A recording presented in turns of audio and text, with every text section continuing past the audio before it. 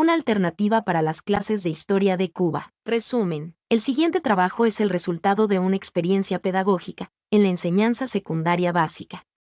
El mismo está dirigido a demostrar la efectividad que revela el estudio de la literatura para la comprensión del hecho histórico, a través del proceso docente y educativo. Clase. Surge para darle solución al problema pedagógico relacionado con la insuficiente preparación de los docentes para demostrar la representatividad literaria del hecho histórico. De ahí que en este trabajo la autora propone varios ejemplos tanto en prosa como en versos posibles a trabajar en el programa Historia de Cuba 9º grado. Como elemento distintivo del mismo es la no utilización de obras de autores foráneos. La experiencia pedagógica nos arrojó como resultado poder demostrar la efectividad que tiene la utilización de diferentes obras en función de hecho histórico, una mayor motivación por la lectura. Además permitió lograr de forma práctica la interdisciplinariedad creando nexos o vínculos de interrelación y de cooperación entre las dos disciplinas para el logro de objetivos comunes, haciendo así más efectivo el proceso de enseñanza-aprendizaje de la historia de Cuba en la enseñanza media. Introducción. Cada estado social trae su expresión a la literatura, de tal modo, que por las diversas frases de ella pudiera contarse la historia de los pueblos, con más verdad que por sus cronicones y sus décadas. Emoticono cara sonriente Martí Pérez, J.I.J. 1975, p. 134. El valor intelectual de la literatura como enseñanza radica en la posibilidad de estimular el pensamiento crítico. Ella empieza a distraernos desde niños los cuentos. Se hace más seria durante los años de su enseñanza sistemática, y vuelve a su primitiva función de deleite, más o menos enriquecedora por los estudiantes. El servicio de la literatura al desarrollo de la conciencia es evidente, en grado variable según el compromiso que se impone el escritor. Su capacidad crítica y su posibilidad de anticipar el futuro en raptos intuitivos que organizan sus finas observaciones de la sociedad en que vive, los obligan a cierta función guiadora, que no puede soslayar si aspira, no ya a expresar las tensiones de su tiempo, que esto sería un compromiso deliberado, sino simplemente a que su obra encuentre resonancia y permanencia. La literatura no es más que la expresión y la forma de vida de un pueblo en que tanto su carácter espiritual, como las condiciones especiales de la naturaleza que influyen en él, la de los objetos artificiales sobre los que ejercitan el espíritu de sus órganos y hasta el vestido mismo que usa, están reflejados y embutidos. Para la realización del mismo se tomó como elemento rector la asignatura Historia de Cuba en 9º grado.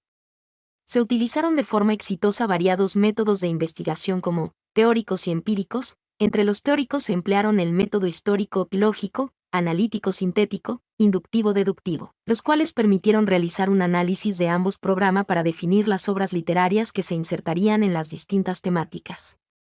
Además, implementaron los métodos empíricos, la observación, la entrevista, para corroborar la existencia del problema. Desarrollo. La literatura ha sido catalogada como el medio idóneo para describir el hecho histórico tal cual ocurrió, teniendo en cuenta que el historiador refleja el hecho histórico según su filiación política, filosófica, por lo que se hace necesario recurrir a la literatura existente del periodo para perfeccionar la historia. La literatura es, por su naturaleza intrínseca, plurisemántica, asociativa, por eso no se le puede describir en forma univalente. Solo se puede interpretar con toda la carga subjetiva e intersubjetiva inevitable que ello supone. La literatura es la búsqueda intencional de la belleza mediante la palabra. En la enseñanza secundaria básica, los estudios literarios se encuentran reducidos. Los mismos están dirigidos hacia a. Las estudiadas en clases. b. Las de lecturas extraescolares obligatorias. c. Las que se leen libremente. La lectura de las obras literarias se convierte, entonces, en un espacio y en un lenguaje que no solo refleja el tiempo, sino que lo crea, lo hace humano y le otorga sus signos de identidad, presente, pasado y futuro, presencia, memoria y deseo. La literatura abarca las esferas más diversas de la experiencia vital humana. Por ello los estudios literarios rozan y se cruzan con los variadísimos sistemas con que se concibe esas experiencias, filosofía, la historia, etc. Esto evidencia la importancia que tiene el tratamiento del hecho histórico a través de la literatura. Pero en la actualidad no todos los profesores de la enseñanza media tienen una adecuada y suficiente preparación para demostrar la representatividad literaria del hecho histórico a través del proceso docente educativo. Clase. Teniendo en cuenta el planteamiento anterior nos preguntamos, ¿es posible utilizar las obras literarias en función del hecho histórico, de manera que pueda comprobarse la efectividad metodológica que revela este estudio, para la comprensión del hecho histórico? en el programa de Historia de Cuba en 9º grado, por lo que nos proponemos a través de nuestro trabajo demostrar la representatividad literaria en función del estudio del hecho histórico en la asignatura de Historia de Cuba en secundaria básica. Dentro de los contenidos que se estudian en la asignatura de Historia de Cuba, tenemos Unidad número 1 Cuba, los antecedentes de la nacionalidad y la nación cubana. Temática: Comunidades aborígenes cubanas. Nuestro decimista mayor, Juan Cristóbal Nápoles Fajardo el Cucalambé, 2001, p. 27, en una de sus décimas nos refleja la forma de vida y costumbres de nuestros antepasados. Atuey y Guarina, con un cocuyo en la mano y un gran tabaco en la boca. Un indio desde una roca miraba el cielo cubano. Lleva en la frente un plumaje, morado como el combro, y el arco que tiene al hombro es de un vástago de aicuaje. En esta décima se utilizan términos representativos de estas comunidades como cocuyo, insecto que utilizaban nuestros antepasados para alumbrarse en las noches oscuras; tabaco, planta nativa de nuestra tierra y eran utilizada para fumar; plumaje, elemento típico de su vestimenta y en muchos casos denotaba jerarquía; arco, instrumento utilizado para la caza y defensa. En esta misma unidad en las temáticas, el monopolio comercial, aparición de corsarios y piratas en el Caribe, se puede utilizar la obra Espejo de Paciencia de Silvestre de Balboa, 1997, p. 6, la misma data de 1608.